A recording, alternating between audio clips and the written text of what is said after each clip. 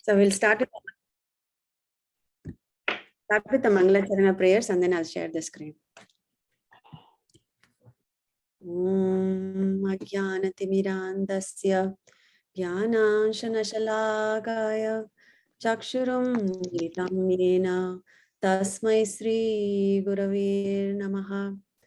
Shri Chaitanya Manobhishtam Stapitam Yena Bhutale Swayam Rupa Kadhamayam Tadati Swapadantikam Vandekam Shri Gurum Shri Yuda Padakamalam Shri Gurum Vaishnavamscha Shri Rupam Sagrajatam Sahagana Raghunathanvitam Tam Sajivam Sadvaitam Savadutam Parijana Sahitam Krishna Chaitanya Devam Shri Radha Krishna Padhan Saghana Lalita Shri Vishakhanvitamscha Nama Om Vishnu Padaya Krishna Prestaya Bhutale Srimate Bhakti Vedanta Swami Tinamine Namaste Saraswate Deve Gauravani Pracharine Nirvisesha Sunyavadi Paschatya Desatarine Jaya Sri Krishna Chaitanya Prabhu Nityananda Shri Advaita Gadadara Srivasadi Gaura Bhakta Vrinda Hare Krishna Krishna Krishna Hare Hare Hare Rama Rama Rama Hare Hare. I seek all of your blessings so that I can speak something in line with the Guru Parampara. And whatever I'm about to speak is just an amalgamation of all the lectures that I hear from the senior devotees and nothing of my own. So let's start. Please forgive me if there are any technical difficulties or any philosophical difficulties that I may have.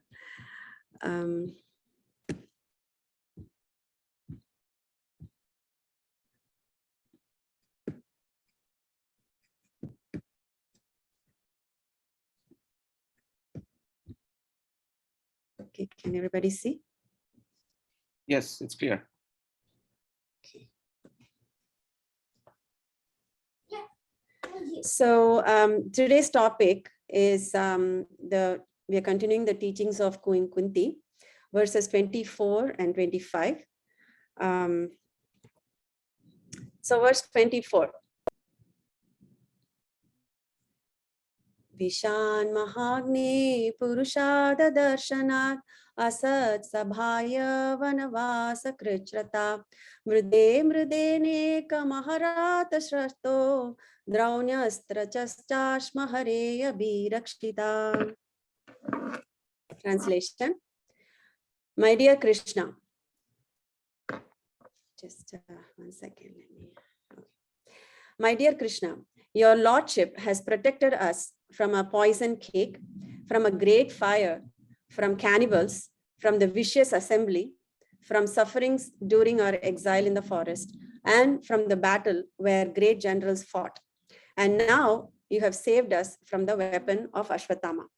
So here, Kunti Devi is remembering all the dangers that she has faced in the life. She, along with the Pandavas, faced in the life before gaining the kingdom. And let's look at briefly the life of Kunti Devi to understand these dangers. I know that in the first introductory session we had, Jitendra Prabhu mentioned about the life of Kunti Devi, but this is more towards what are some of the dangers that she had, she along with the Pandavas overcome.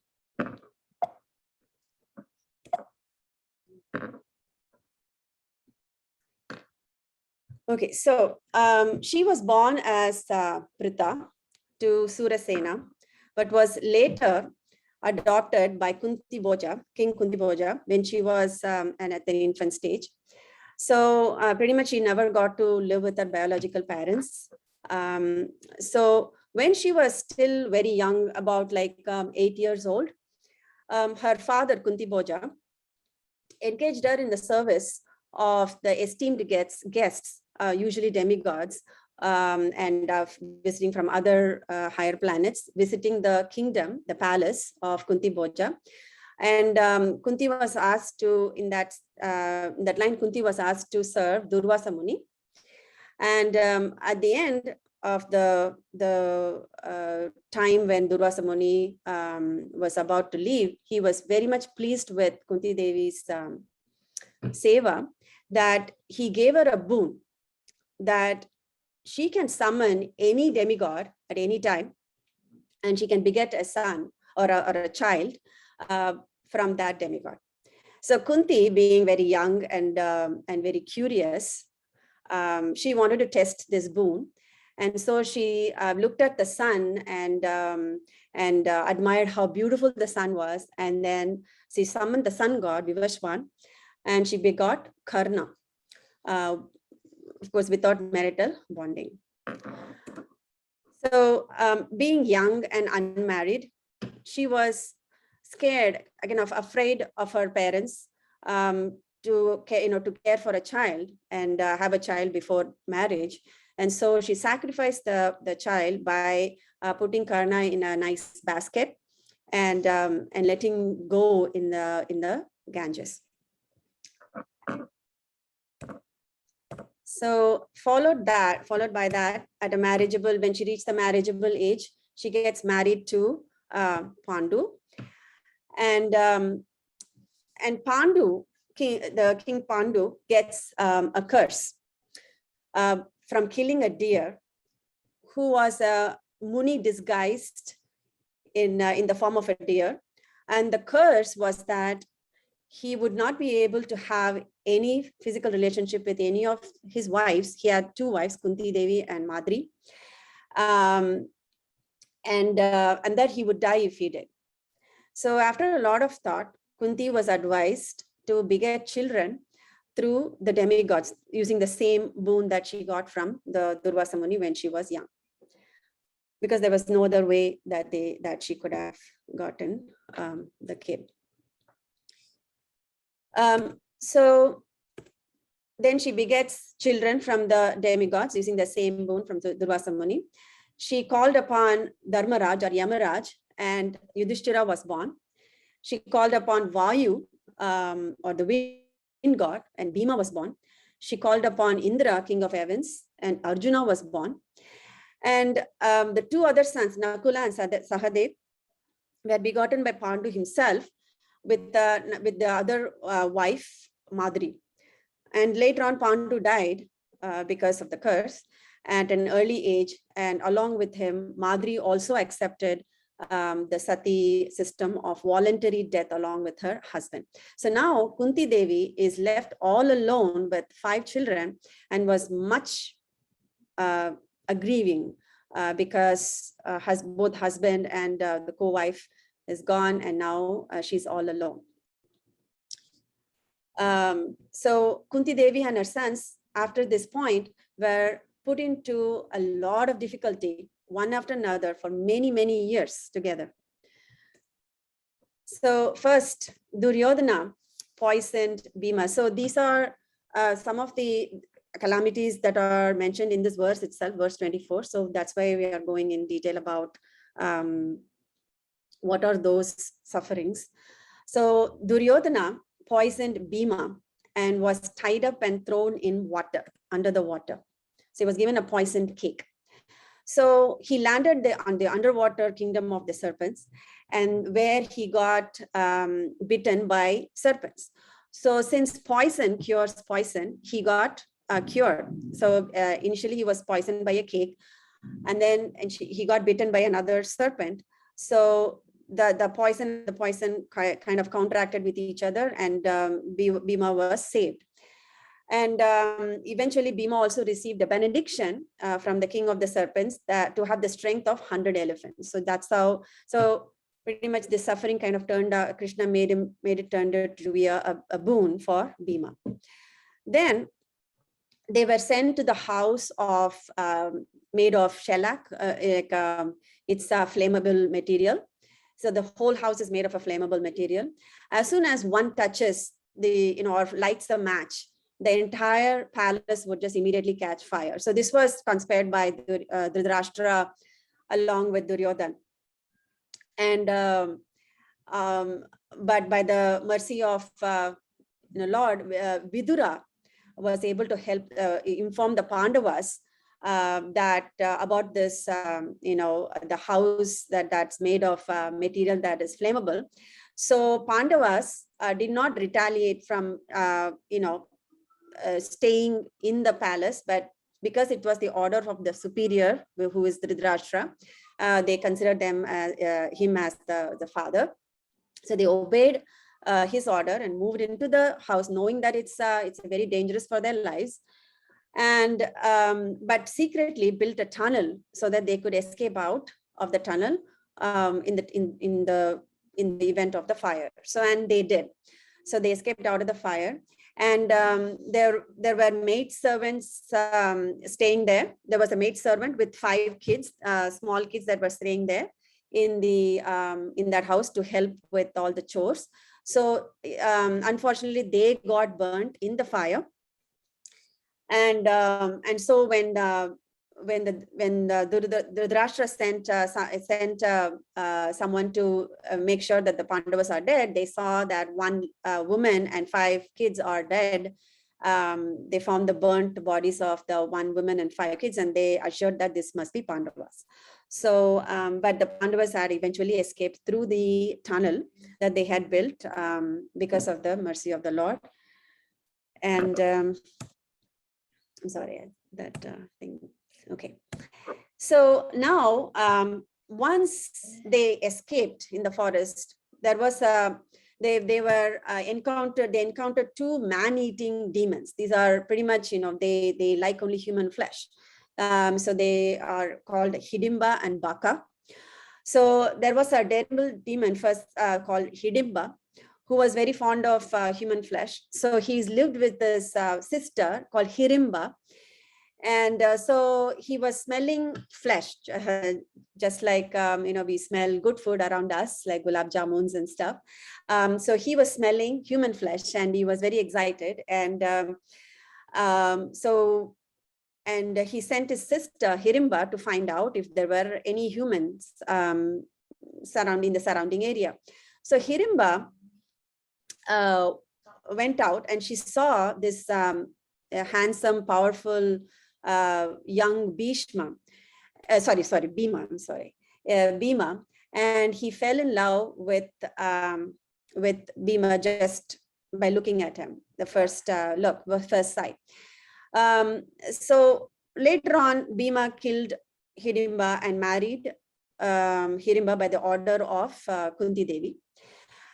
And because they, in those days, they never disobey the order of their mother or any superior or any elder. So when my mother said, you have to marry her because she is she's preferring to marry you, so you have to marry her. So Bhima immediately married her, and Gadotkaja was born from them, and who later helped to protect Arjuna in the battle of Kurukshetra. So that was also Lord's arrangement. So another terrible demon called Baka, the Rakshas called Baka, was encountered by the Pandavas. So when they escaped the house of the lac, and they were traveling as wandering mendicants because they don't want to be found out they were alive by the Dhritarashtra and Duryodhana parties. So they were dressed themselves up as the wandering mendicants, like Brahmanas, and they stayed as house guests in one of the in one family.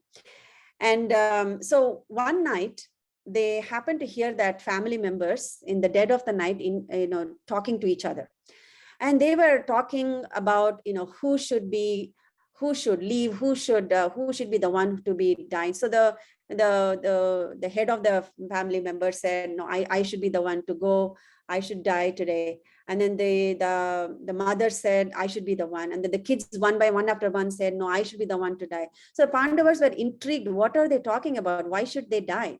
And so they went and inquired about what's going on. And so apparently this Baka is also fond of eating human flesh. So he was making a lot of disturbances in that particular village. And it was the elders of the village made an arrangement with that demon, saying that if the demon leaves them alone, he will be given one family member per day from one house as a food for the demon, along with a lot of other food preparations. And so that night happened to be that family members, there where Pandavas were staying as a guest, that family members' turn. So they were saying that no, this is our predicament. So we are deciding who to go, who to sacrifice. And so Bhima immediately said, I will go because he's the one, he is very powerful. And so they all came upon an agreement, and Bhima took a lot of food stuff that usually that's been carried on the nights to feed Baka. So, and he was supposed to meet Baka in the hillside. So he goes there and he eats up all the food stuff. And Baka showed up and he saw Bhima devour all the food that was meant for him to enjoy. And he got mad and he started fighting against Bhima. Eventually, Bhima killed Baka, and the entire village was very happy. So that was that pastime.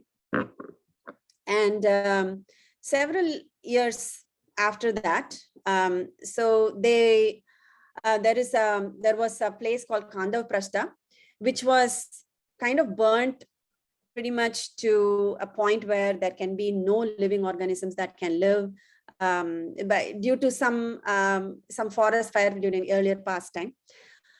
And so Duryodhana gave that Kandavaprastha and that to half of that Kandavaprastha to the Pandavas, thinking that they would not be able to do anything out of it. But Adhishthira and Arjuna got a boon from Maya Devi in an earlier pastime to build whatever the architecture they want. So they worked very hard. At the same time, along with the boon, they made the land turn into Indraprasth. So this is the Indraprasth. They turned from a barren land into something that's really beautiful and flourishing. Then when Karna was sent afloat back when he was an infant by Kunti Devi in Ganga, he was picked up by a carpenter and was raised as the boy called Karna. And Draupadi knew that if Karna contest in the Swayamvara that she and that she had planned for, the Swayamvara is something that happens when a girl gets to choose. So usually, the ladies are very wise in choosing their partners, their life partners. So there happens a Swayamvar where there are hundreds and thousands of kings and princes will be present, and each one showing their valor, and there will be a common goal, and whoever gets that goal in the fastest amount of time, or whatever the rules of the game are, is played, and then whoever wins it gets to marry the girl. So Draupadi arranged the Swayamvar, and she was fond of Arjun, so she wanted obviously Arjun to win, but she knew that Karna also is equally in valor along, in Arjuna, and she knew that if Karna was allowed to participate in the Swayamvar, that he would be victorious and she would have to marry him. So she played a trick on Karna, saying that only Kshatriyas are allowed to participate, because having brought up by the carpenter, he is not a Kshatriya, he follows under the Shudra caste. And so Karna felt a little insulted. I mean, a lot insulted, actually. So why this pastime was important, because at the time when Draupadi's Vastraharan was supposed to happen, so later on when the Pandavas somehow lost Draupadi in a gambling match, Karna took revenge of Draupadi because of the earlier insult that had happened at the time of the marriage, and decided to go hands on hand with Duryodhana's party, and decided to strip her of her clothes in front of 60,000 kings and princes that were present in the assembly. And Krishna, Draupadi prayed to Krishna for protection, and Krishna protected Draupadi immediately by providing unlimited clothing that the men who were stripping her off the clothes got tired and eventually gave up. So there again, Lord Krishna protected. So after that, they did not give up. The Pandavas did not give up on the betting right there. So they kept on, betting in the gambling match, and still they lost it. And Pandavas were sent to 12 years of exile with 1 year of incognito exile, where if somebody's identified them as Pandavas, then they would have to do another 12 years of exile. And but they eventually successfully completed 12 years of exile and 1 year of incognito exile. And even after that, Duryodhana said that he won't give anything, even that much particle of sand that can fit on top of the head of the needle, even that much amount of land he will not give them without a fight. And so the battle of Kurukshetra was inevitable, and it happened, and Pandavas won the war. And even after winning the battle of Kurukshetra, Pandavas had to face a lot of, they did not live peacefully. They had to face a lot of trouble from Ashwatthama, who happens to be the son of Dronacharya, who was the guru of all the Pandavas and the Kauravas. So Ashwatthama killed the 5 sons of Pandavas, and also attempted to kill the last heir of Pandavas, who was in the womb of Uttara, who was later born as the Parikshit Maharaj. And so he released the Brahmastra to kill Parikshit Maharaj, who was in the womb of Uttara. Of course, Uttara prayed to Krishna for protection, so that is the protection here. And the Brahmastra entered the womb of Uttara and tried to kill Parikshit Maharaj, but Krishna went inside the womb. She made himself as very small, as he could fit in the woman's womb, and Krishna protected and saved Parikshit Maharaj. So here you can see how Krishna, there were miseries, but Krishna protected the Pandavas. Of course, there were instances where the 5 Pandavas could not be protected, 5 sons of the Pandavas could not be protected, Abhimanyu could not be protected, and so on. But he definitely protected the Pandavas and Kunti Devi in many ways. So after having saved the womb of Uttara, Kunti Devi prays to Krishna. So Krishna at this point was about to get on his chariot and leave for Dwarka for good. So he's leaving that place and going to Dwarka. So at this point, Kunti Devi prays to Krishna that, oh my dear Lord, there is no problem right now in my life, but I still want you. So these are the prayers that we are reading now at this point in juncture, what Kunti Maharani prays to Krishna. So these are the Kunti's prayers. So we are aware of the potencies of the Lord. We all know that Radha Rani is, can somebody tell me what potency does Radha Rani represent?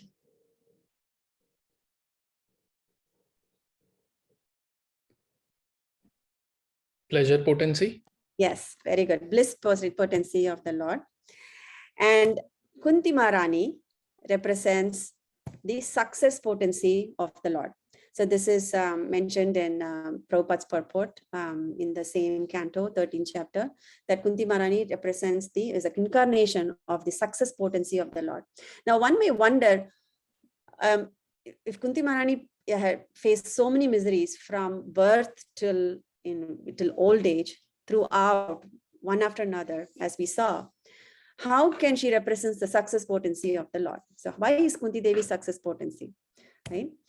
So this can be understood in many ways. So one is that in spite of many calamities and sufferings and losses, Kunti Devi was always able to remember Krishna, not only during the calamity, but also after they are over, right? So obviously, she prayed to Krishna during the calamity and also thanked Krishna after the calamity is over. And because in all such misfortunes, she did not get defeated by the circumstances, but was always grateful and remembering the Lord. So she did not succumb to the circumstances, but she was always remembering the Lord. She did not even for a second think that she's the doer, she's the enjoyer, she's the controller. She always was humble enough to be ever grateful, even though there were so many calamities that happened one after another. She kept praying to the Lord and remembering the Lord. She was never complaining to the Lord, oh, why me, Lord, why this happening to me? Why not somebody else? So she never complains.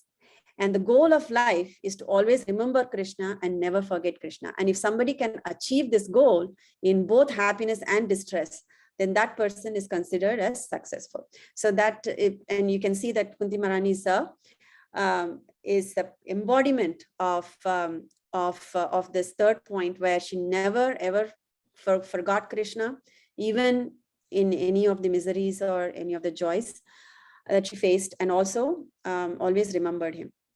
So that is why she is considered as a success potency. And this is also a great lesson for us on if one has to ask, so how what is a success in Krishna consciousness?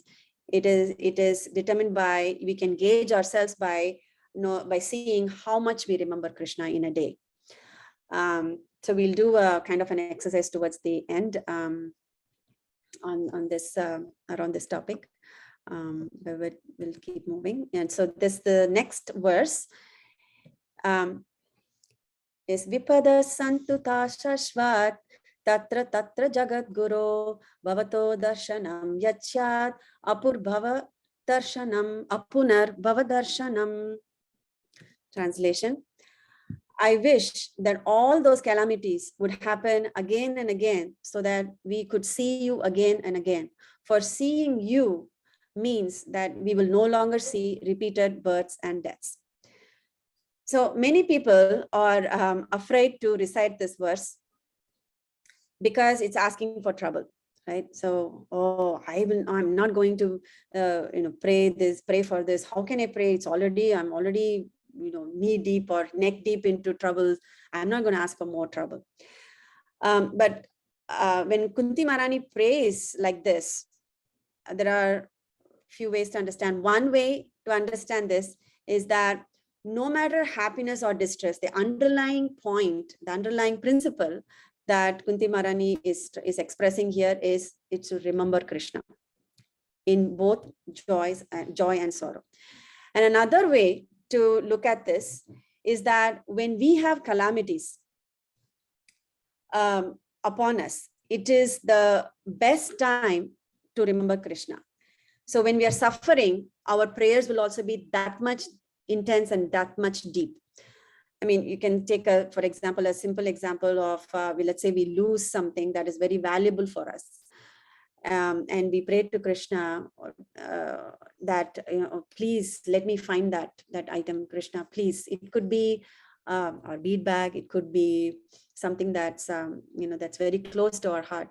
And at that moment, our prayer will also be very deep and intense. Of course, this is a very, I'm not saying this is the only time we pray, but there may be several situations in our lives where we can gauge ourselves, seeing where when we are in helpless mode, our prayers will be very intense and deep.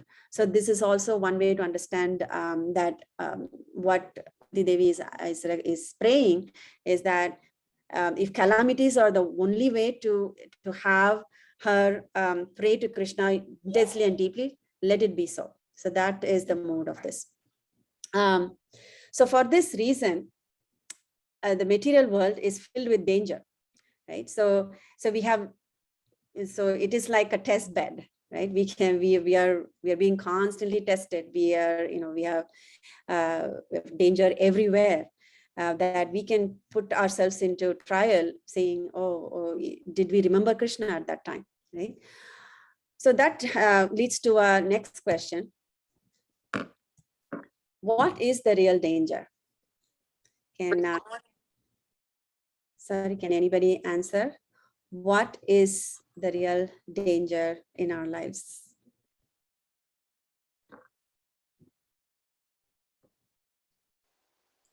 Forgetting Krishna. Forgetting Krishna. Okay. Good one. Going into the animal species, maybe because. Yes.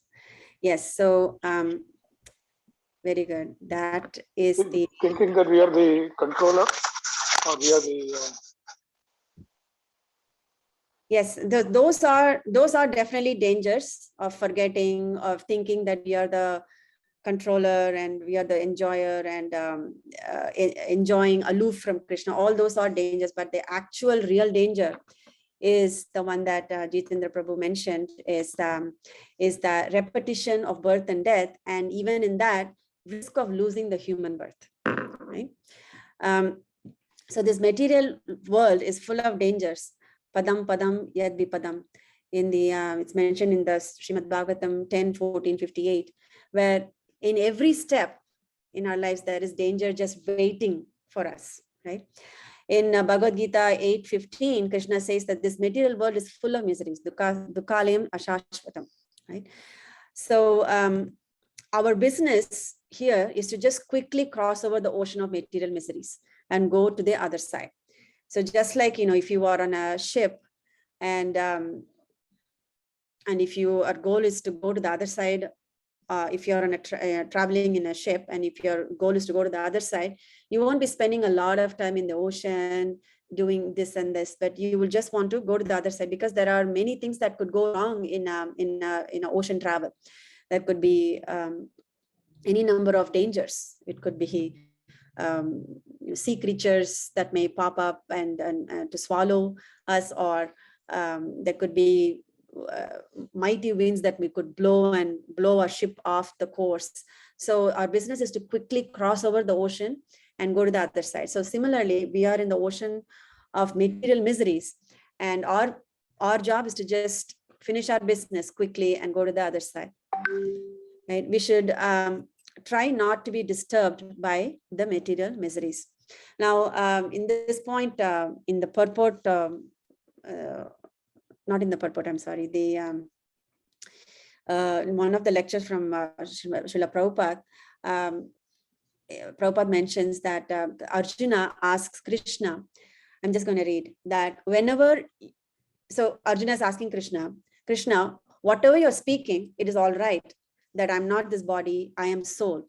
Everyone is not this body. He is soul. On the annihilation of the body, the soul will exist. But when I see my son is dying or my grandfather is dying and that I'm killing them, this Arjuna is talking because he's going to kill them in the battle. How can I find solace that my grandfather is not dying, my son is not dying, simply they are changing their bodies? Because I am not accustomed to think like that. So there must be grief. So Arjuna is asking questions just like, for our behalf. Of course, he's a dear devotee of the Lord, a friend of the Lord. So he is asking, these are questions that we also have. How can I not have grief if my own kith and kin is undergoing pain or separation from them? So Krishna replied, yes, that is the fact. So that you must have to tolerate. That's all. There is no other remedy. Krishna's response. So tam titik sakshpat bharata. In Bhagavad Gita 2:14, he says that we have to tolerate.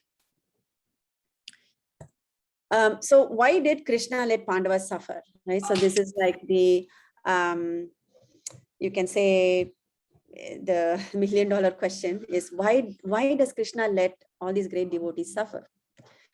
So our sufferings are for our purification. So when we suffer, we as aspiring devotees suffer, it's for our own purification, so that we can get purified of our anarthas that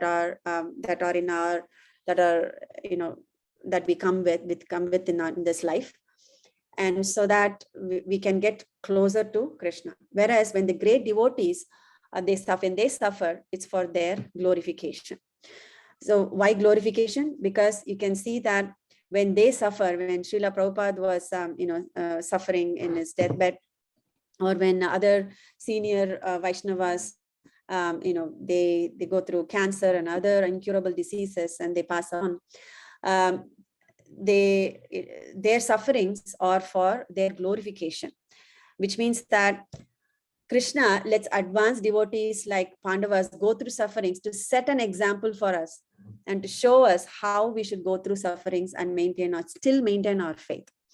Right. So it is it's as an example. So if all the devotees of the Lord are very happy, and let's say there is some calamity in our life, there won't be any example for us to take from. There we will get discouraged that, oh, maybe I'm not a devotee, or maybe Krishna doesn't care about me. So, but when we look up, these great devotees also went through so many sufferings. You can see that in the life of Kunti Devi. I mean, we go through sufferings in our lives, but when we compare to sufferings that Kunti Devi underwent, where with their sons and loss of the grandsons and so many things that happened in her life, that losses that she went through, it sets an example for us. So if Kunti Maharani is there, that somebody who's actually had more sufferings than I did. So I'm not the worst person who is facing a lot of sufferings. There is somebody else out there, but they're glorified because Krishna protected them at the end, right? And so they through their lives and through how they maintain their faith, we get courage and we get motivated to maintain our faith through our miseries and sufferings. So our sufferings are in small scale compared to the suffering of great devotees. That's exactly what I was saying. So we should tolerate our suffering as they did and continue our devotion.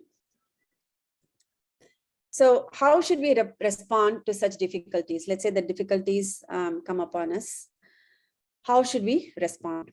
So there is this famous verse, Srimad Bhagavatam 10:14-8.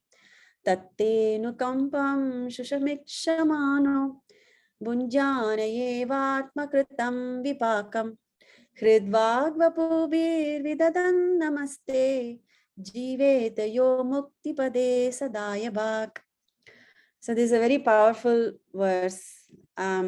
So I'll just read the translation. It is not visible here, but from the translation, I will put points so that it's kind of readable in terms of how we can segregate the translation into multiple points. So translation goes, my dear Lord, one who earnestly waits for you to bestow your causeless mercy upon him, all the while patiently suffering the reactions of his past misdeeds and offering you respectful obeisances with his heart, words, and body, excuse me, is surely eligible for liberation, for it has become his rightful claim. So from this, we know we can derive that whenever miseries or difficulties come upon us, we willingly accept the suffering as Lord's mercy upon us, and it's for my purification, right? My purification of my anarthas, that the Lord is mercifully giving. Actually, if the Lord cares, that's why I'm suffering, because the Lord wants me to get rid of my anarthas as quickly as possible, so that I can serve, I can be in the eternal association of the Lord. The Lord is more eager for us to be with him than us. So when we suffer, it's because of Lord's mercy. And due to my past activities, in this case, it could be past karma, past lifetime karmas, I deserve much more, but you are giving me little. In the sense that, if let's say we have injured our knee, we should think that, I deserve. It could have been my whole leg would have got amputated, or something big that might happen. But Krishna, due to Krishna's mercy, I got a very little punishment. But I deserve much more because of my past karma. Krishna is saving. So in any situation, we can take that. There is always something worse that could have happened in any situation. Continue to offer obeisances to the Lord with one's heart, words, and body. So just by saying that, oh Krishna, this is my Lord, this is because of your mercy and purification. If we just have words, but we don't mean it from our heart, we don't wholeheartedly pray or wholeheartedly respond to the situations, difficult situations, then that is of no use, right? So our mind, body, and the heart, the words, action, everything should be in alignment. So the main focus of this verse is in the third line, is a hrid, vag, vapur. So hrid is heart, vag is words, and vapur is body. So all of them should be in alignment, and continue to offer obeisances with wholeheartedly, with actions and with our body. And consider this suffering is only a small price to pay for gaining personal association of the Lord. We have to always have that goal in mind, that our goal is to have personal association of the Lord, right? So for that, this suffering seems very small. So I'm not saying we should underestimate our suffering, but from the point of view of that reaching that goal, if this suffering is going to help me reach that goal, then so be it. Let it happen. So that is our mode. In the first session, Jitendra Prabhu mentioned about notable prayers. So I was just thinking how to pray. So we've seen many prayers. Like there is Brahma's prayers, there is Prahlad's prayers, there is Gajendra's prayers, Kunti Devi's prayers, and Gopi Geet, and so many prayers throughout the Bhagavatam. So they have a set of kind of a pattern. So how do we pray? So of course, our Lord is a personal Lord. Krishna is very personal. Even if we don't have any format for our praying, he will still bestow. But if we do follow in the footsteps of the great devotees like Kunti Devi or Brahma, obviously there is a chance that Krishna may be pleased with our prayer, because we follow the footsteps of his beloved devotees. So first thing, of course, we need to have an object for our prayer. So this is our munificent deities of Bhakti Center, Shri Radha Muralidhara. So we should always say how Lord is great, right? How great the Lord is, how magnanimous the Lord is, and how great his powers are. Is supreme in everything, in all opulences, right? So glorify the Lord, how our Lord is very great. And our lower position. So we should mention our lower position, that we such a fallen state that that we are not even in a position to even look at Krishna's beautiful lotus face, but we are here in the temple praying to Krishna. That is definitely because of the mercy of the Lord that we are here. Just even to pray, to get to the point of praying, we need Lord's mercy. And so first is the greatness of the Lord, our lower position, and how merciful the Lord is. And then we can add points like, I don't want this particular desire, or could be the particular vice that we have, like anarthas, like I don't want this anger, Krishna. Please remove this anger from me, so that I can focus completely on your holy names. I don't want this distraction, Krishna. I don't want this desire to bother me. I don't want this anxiety.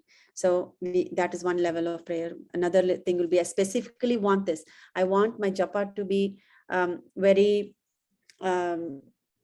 focused, and I want to do a specific seva.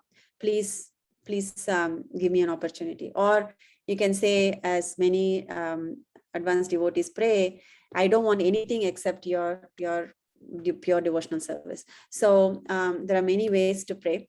And main thing to remember is that instead of asking, why me, Krishna? Why this, Krishna? Why only me, Krishna? We should ask, how best can I serve you, so that in a way that I can progress towards you, Krishna. So those are some things that we can learn from these notable prayers.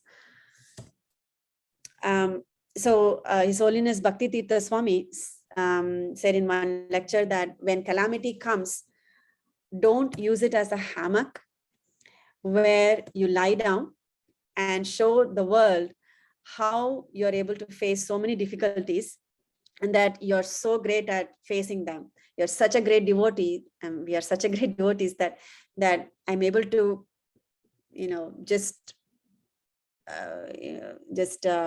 suffer. I'm even greater than the greatest miserable devotee, such a miserable devotee. So it's not that we should hold on to it, but instead he says we should use it as a springboard to go beyond, so to go towards our destination, towards Krishna. Now, in this sense, so I want to mention about, from the example of Srimad Bhagavatam, there were several the key characters in the Srimad Bhagavatam, like Prahlad Maharaj, Dhruva Maharaj, and many others who have exemplified and in their own ways. So Prahlad Maharaja was put into so many dangerous situations throughout, when he was not willing to obey the order of his father, Hiranyakashipu. Hiranyakashipu, threw him out of the mountain and threw him he pushed him into the pit of snakes. He made Prahlad be stamped by huge elephants and into the fire, and so on. But Prahlad Maharaja always looked ahead, and he trusted Krishna, that Krishna will protect him. And Dhruva Maharaja, he faced an insult from his stepmother, that he could not even sit on the lap of his own father. And so he went running to his mother, Suniti, and the mother directed him that only Krishna can help you. So, you have to pray to Krishna. So Dhruva Maharaja headed towards the forest and started meditating, and he looked inside and he found Krishna. Now, in our own, in our own era, like Srila Prabhupada looked around and served Krishna. He went through so many miseries in fulfilling his Guru Maharaj's instruction to preach to the West. And in Jaladuta, he had many heart attacks. And even after landing, he had to live with hippies and drug addicts. But he selflessly served them. He washed the pots, he cooked for them, he lovingly, and he served Krishna. He through compassion, he served Krishna. He looked around and he started serving. Kunti Devi looked back and thanked Krishna. Not only did she remembered Krishna during the calamities, but she also was able to look back and thanked Krishna. So even if we are not able to trust Krishna like Prahlad Maharaja did, or find Krishna inside us like Dhruva Maharaja did, or able to serve Krishna by looking around with compassion, we can definitely have an attitude of gratitude and always thank Krishna for whatever situation we are in, because it could have been much worse, and he made it all better for us, and he will make it all better for us. So with this, I conclude. So the last activity is, so what's your plan to always remember Krishna?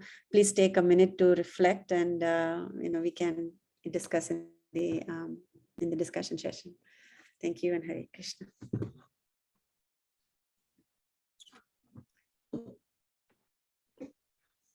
Hare Krishna.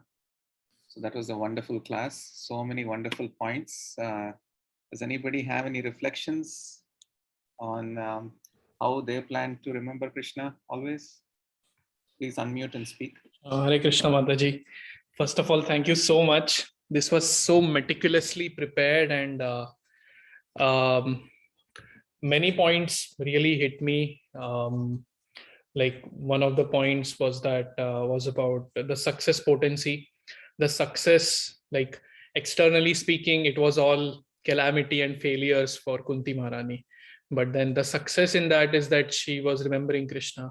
And I especially like that slide that you just, towards the conclusion that you had, having the attitude of gratitude. Like you mentioned example of looking ahead and remembering Krishna, looking back and, thanking Krishna like Kunti did. So yeah, that was wonderful. It kind of brought the entire philosophy in a nutshell, what we should be doing. So thank you very much. And should I reflect on what I should do to remember, or should I ask you a question? I do have one question, not exactly a question, more like a discussion. So what should I do? It's up to you, Mataji. Please go ahead with your question, Prabhu. I mean, always reflect. So Mataji, my question is, we like Bhagavad Gita 2.41 says, Neha Bhikramanashosti Pratyavayona Vidyate. Even a little endeavor on this path saves you from the greatest fall, right? But then I was just wondering, we see in the life of Bharat Maharaj, he had, it was not little endeavor. It was like he was at the bhava stage. That was huge endeavor. That stage cannot be attained by ordinary souls, even lifetimes after lifetimes. So, but he went to the animal kingdom, so to say. Then we have the example of Indradyumna, King Indradyumna. He also was advanced, and I'm pretty sure he might have done little something to serve Krishna. Still, he became an elephant, right? I was just thinking, how is this possible? Krishna is saying that, save you from the greatest fall, even if there is little endeavor. So then I was just thinking, then I understood that there is a difference between our fall, like maybe my fall, and the fall that these great devotees experienced, right? The difference being that even in their so-called fallen state, in their so-called animal bodies, these devotees exhibited the highest form of remembrance. Like Bharat Maharaj, when he was the deer, he could actually remember his previous life, and he could remember his mistake. So maybe one way I thought of reconciling this thing was bringing in the consciousness part. So externally we might go into an animal kingdom, but Krishna's guarantee in 2.41 is that the consciousness will be maintained. The fall of consciousness will not happen. So what are your thoughts on that? I just wanted to. So it's a very good question, Prabhu. And yes, and so like you said, Well, Krishna never falters, right? Krishna never makes mistakes. When he says that, you will be protected, you will be protected, right? So then why was the fall down happen in those two cases? So, I mean, the thing is that they are all, everything is, again, they're all great devotees. I mean, they made a place in Srimad Bhagavatam, so obviously they are advanced devotees. Again, I go back to that point where, it's for their glorification. It's not considered to be like a fall down, but it's for their glorification. Obviously, they are in a completely different platform. For that matter, who knew the Jatayu also could be one such category where, he could have been he played a huge part in Ramayana, where he was protecting and serving Lord Ram, and so what was that possible, right? So I guess at the end, the Lord protects, right? I think that is my conclusion. I don't know if anybody wants to chime in. At this point, is a very good question, and so we can open it up for discussion.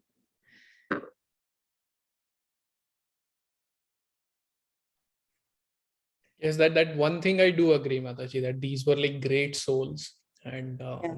And Krishna never makes mistakes on these things. He's like, oh no, I made this. It was a mistake that I made him as a deer. Oh no, plan. He is in control. He never makes mistakes, and is like an ever well-wisher for us. Even we could turn to be our own enemies, but Krishna will never let us go. So I think that in that sense, if we see, he did not actually let him go. Bharat Maharaj, he made the remembrance. He gave that benediction so that he could come back. Right? So that, I think that that's the only answer I can think of. no, So you always give some kind of thing where we can get back to him, because yeah, very good question. Jitendra Prabhu, I can answer that in more detail towards the end, but I just want to give others a chance to share their reflections on how they can aspire or try to always remember Krishna. And then I will definitely address your question later. Thank you. Sure, thank you, bro.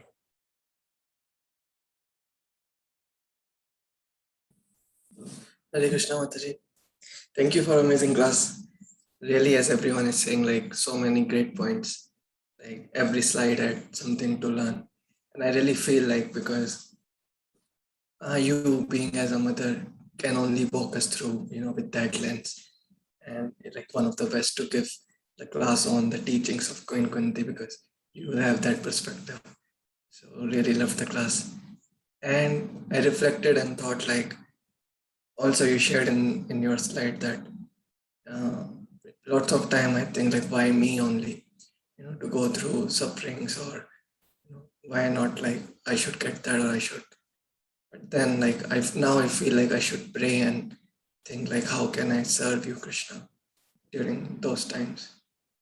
And I feel like that will be like more blissful. Otherwise, it will be like more distressing, I feel. But yeah, thank you. Prabhu, you're already are doing that. And you always find opportunity to sell, so I know you very well. So yeah, thank you so much for your kind words. Yes, that's a better, one way to reflect on that is to always serve.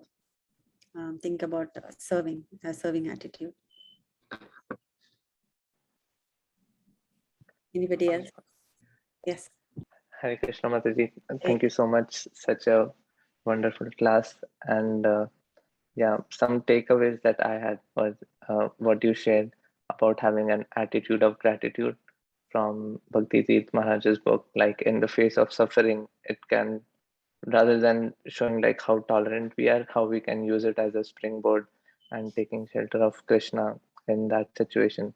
That was really wonderful. And also how you showed how we can pray by first saying how great Krishna is, and then saying how fallen we are, and then praying to Krishna. So that was really wonderful.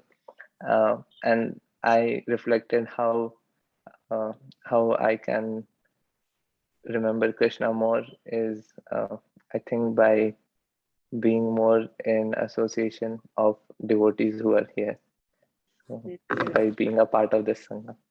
Beautiful, beautiful, Prabhuji. Thank you. Yes, definitely association of the devotees is the best way to, one of the best ways to remember Krishna, right? I mean, even if we forget, they will remind us. So definitely, thank you so much for your kind words.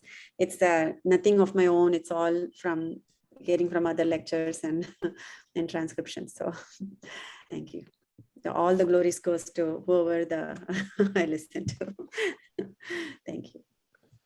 Hare Krishna Mataji, this is Krishnan. I really enjoyed the class, Mataji. Thank you.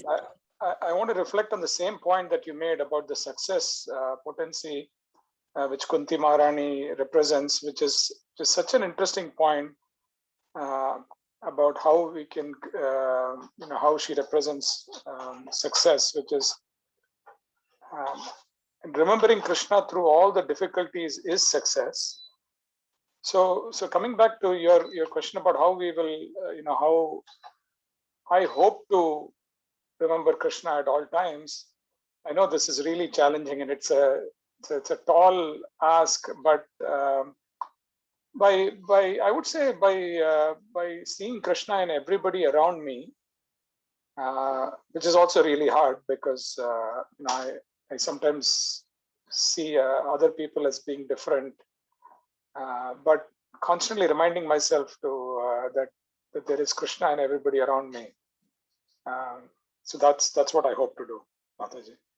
Yeah, beautiful, Prabhu. I mean, if one could attain that, seeing Krishna and everything, that's the perfection of life, right? Definitely something to aspire for, and to also, if we can gauge at the end of the day also, so how much I was able to remember Krishna today. So that could be also one of the exercises that we can do before we sleep or go to or retire for the day. Instead of thinking, just, oh, I'm going to think of Krishna, and then towards the end of the day, remembering him throughout is, to be the goal of life would be really nice. Yes. Thank you so much, Prabhu. Hare Krishna, Mataji. Krishna. This class was absolutely amazing, Mataji. I was literally glued to all of your slides, and I didn't want to even miss a single word of what you said. And every point that you said struck me. And definitely, I really some key takeaways that I really liked was that, when you mentioned the attitude of gratitude for Krishna, whatever he does for our good. And even if we do undergo some pain, it could have been bigger, but because of Lord's mercy, it ended up being this way. And when you said, how to ponder about how to remember Krishna, I thought, I was reflecting on what you said, and I was like, okay, life is full of problems. So it's not very hard to, each problem that you encounter is not, if we think of Krishna, Lord, it's your mercy. Thank you so much. But I'll take this in a sportive way. And I, obviously you're being very merciful. You want me to finish everything in this life. So yeah. So maybe for every problem, if we can remember that it's Krishna's mercy, it'll really help in remembering him, and also reading books and association of devotees. Thank you so much, Mataji. It was an amazing class. Thank you, Mataji. Thank you. All glories to all the devotees' lectures that I heard. But thank you for your reflection on remembering Krishna. Yes, Prabhu. I mean, definitely problems. When problems come, we will be in the mood of trying to solve it by ourselves, because we think that we are the mini controllers and the mini enjoyers. So we try to be on top of it and say, okay, I can solve this problem myself, right? But just putting one flower in our mind to Krishna's feet, saying, okay, I'm putting this, but let me solve it, but this is for you. That'll be really good. Yeah. Thank you for that. Very, very beautiful. Thank you, Prabhu. Thank you, Mataji.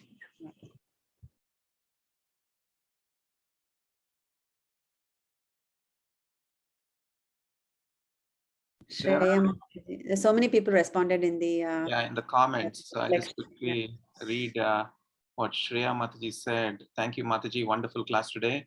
Loved the slide on praying and all the others as well. For me, being connected with devotees is a way to be connected with Krishna.